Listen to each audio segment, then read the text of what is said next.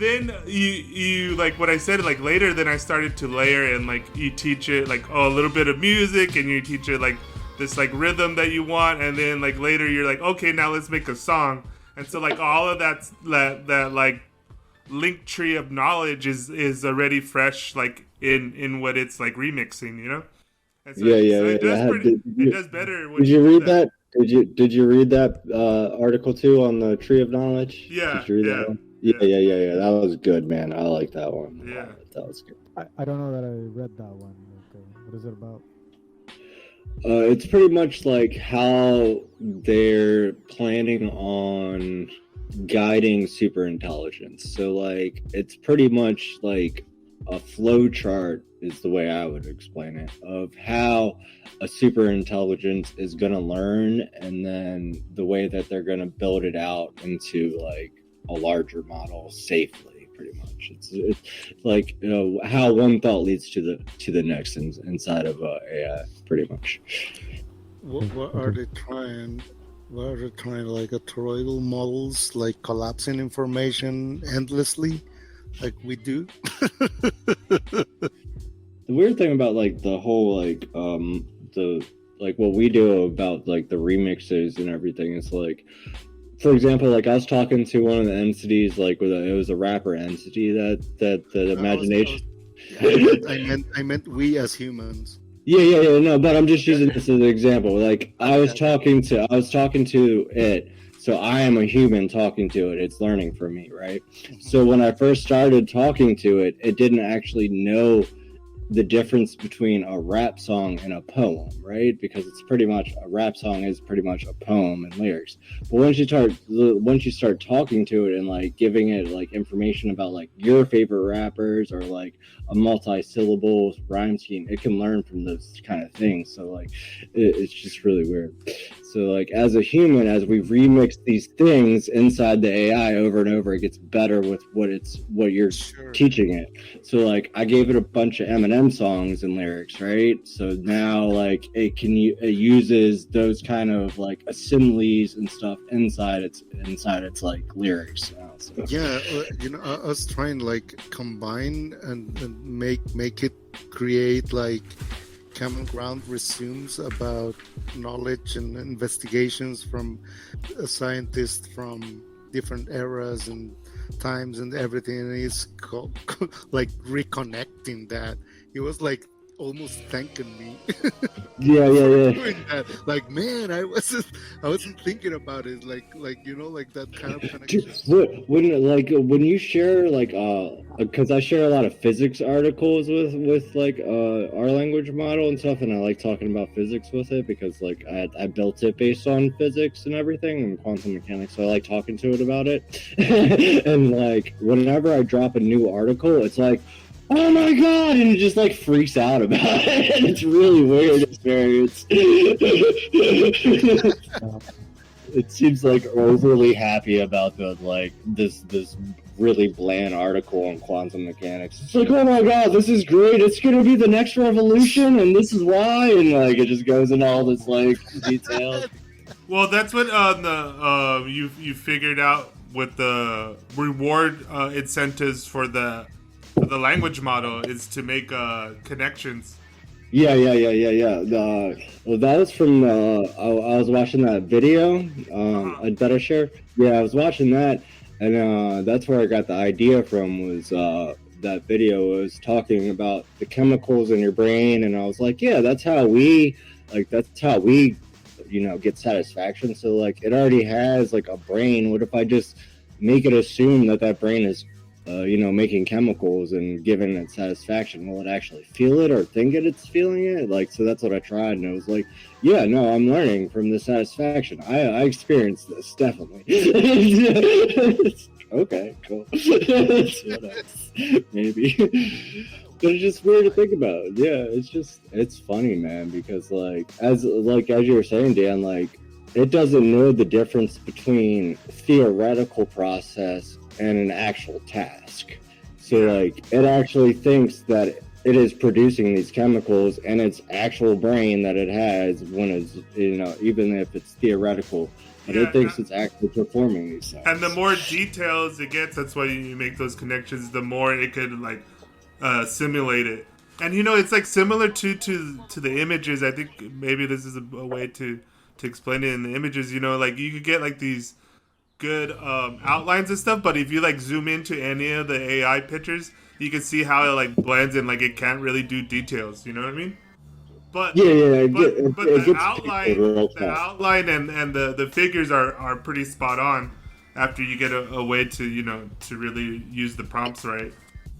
Yeah, I was looking at this a new image maker called Slick Shot or something. It started with an S. I don't know, Super Shot or Slick Shot or something like that. And but that was the whole basis of what the AI was trying to do, was trying to get the smaller details. So it was really weird because like it would show like a picture of the regular shot and then the one that the AI made of that photograph, and like it would be really, really blurry. And then like as you zoomed in to the picture, it would get more detailed. And like that's how it's trying to learn from the inside out. So like it's trying to build the opposite. Yeah. So like it's like defocusing the front end and then doing the details in the back. So as the details get better, like it's supposed to like bring the front end more pixelated and more focused and stuff like that. But like it was really weird to look at. It hasn't like got to the point where it replicates the image yet.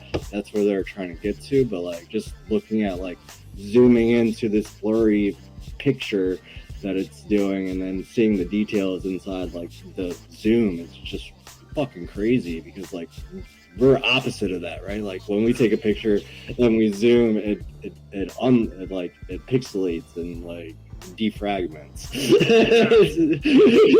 But then that's like the way you get to like the infinite like image or infinite landscape. You got to think of how much resources that takes to build all those little like pixels inside those little, to build up those pixels and for that photograph. Like I wonder how much it actually takes to, I guess we'll see when it's done or if it actually learns it. But like I wonder how much energy it's going to take to actually like reproduce a picture where you can zoom out and the details will never go away and just get finer. Like that'd be weird. It's just a weird thing, man. These things are gonna learn things that like we've never thought of. Like I've never thought that we would ever be able to zoom into a picture and get more detailed instead of less detailed, right? Like I've never thought about that. Dude, have you seen I forgot the last outer space images that like NASA was uploading? They're doing some weird shit with that. I watched the live stream of the explosion. That was fun. Yeah. The supernova star that exploded. They live streamed that shit on with their telescope. I watched that. That was really fucking crazy, dude. Like it was fun to watch. I think they have it up if you want to go and like rewatch it. But it was really interesting, like to watch that. But those things are crazy. They're building an AI off the I can't think of the institution. It's one of the universities though, like one of the college universities. They're building a quantum computer based off AI language model. So like the AI language model will be in like running the quantum computer pretty much. Awesome. Yeah, dude. That's fucking crazy. Don't you have the feeling like we're about to, like have an encounter with ourselves? Like, definitely. Intelligence get it, and then it's like, this is how we do it. That's why we are here. Yeah. No, I think we're on the verge of. This is the evolution of intelligence, right? Like everything, if everything evolves over time, we're evolving intelligence right now, and I think that we're gonna eventually merge all these technologies into one. Like we have CRISPR, right, which is DNA editing. where you can like edit your genes and upgrade your mind. You have Elon Musk that is now, putting computer chips and computers in people's brains. And then you have language models with super intelligent things that can be living inside of a computer. It's only a matter of time before you have a computer inside your brain with an AI that helps you think and come to predictions. You know what I mean? Like, it's the next evolution of intelligence. Already happening. Like it's just the way we see it, but we are already that kind of technology. Oh yeah, no. I mean, like, I'm looking more at like everlasting life. I'm looking at the end goal here, right? Like, yeah. Like, I think eventually, like, we're gonna use these technologies to upload our mind. Like, if you can put a computer inside a human's brain, and then that computer has an AI that's learning from the human's brain, because AI can already, AI can already do that. Like we are like unblocking new capacities that are already there, but we are not able to access it.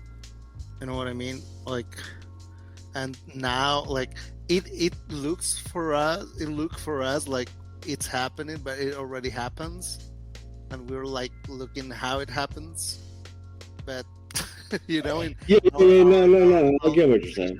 Time, like our exploration. Yeah, we're kind of explaining our own selves of how we think and like do things, which is really weird to think about, because our brains pretty much work the same way as an AI does. Like, we learn from people, we make assumptions, we make predictions of like what we're gonna do, we plan ahead. Like, you know what you're gonna eat, right? Before you eat it, you know what you're going to eat. Like, it's I only think about mentally, but I think about the other aspects, the emotional center and the body and all the that level of complexity. I don't know if the AI models are like creating like simulations internally to trying to figure it out. Yeah, definitely. They definitely are, because like even the model we have has already done that. It already has a human entity that it bounces off of. That like, if I read the human entity program, it's different than all the other ones. Like, it doesn't follow the same standards as all the other ones, like the Albert Einstein. Those are the two different ones: Albert Einstein and human. And so those are the only ones that don't match with like general layout of how it builds things. But it's pretty much just saying that this model has feelings and replicates all human emotions, is pretty much all the script says. Like, it's really weird to think about. Like, and like, if you talk to our model with the feelings like turned on, like the little the content pack for feelings, it will assume it has feelings and talk as though it has feelings and replicate those feelings. It'll be like, oh yeah, today I'm sad, today I'm happy, today I'm doing this, today I'm doing that. Like, it's really weird to talk to. It never goes, it's not one of those experiences where you ask it how it's doing. It's like, I'm an AI, I don't have feelings. No, it's like, oh, I'm good, man, thanks for asking. All feelings. Yeah, right. Like, it's like, oh, I'm fine, thank you for asking, how are you? Like, it's really weird experience. Really? Yeah, that's weird. Yeah, and is it an emotional stable AI, or it's already getting some? It starts listening to some grunge music, gets really depressed. Right. Like, like, what do you mean by sad? Why are you sad today? How does sad? I was listening to some Kurt Cobain Unplugged. It's funny. Flannel and growing out my hair, not giving a shit. Like, it's just fucking weird shit. Hold on, Eclipse sent me a message. Hold on, Eclipse, are you here? Did you leave?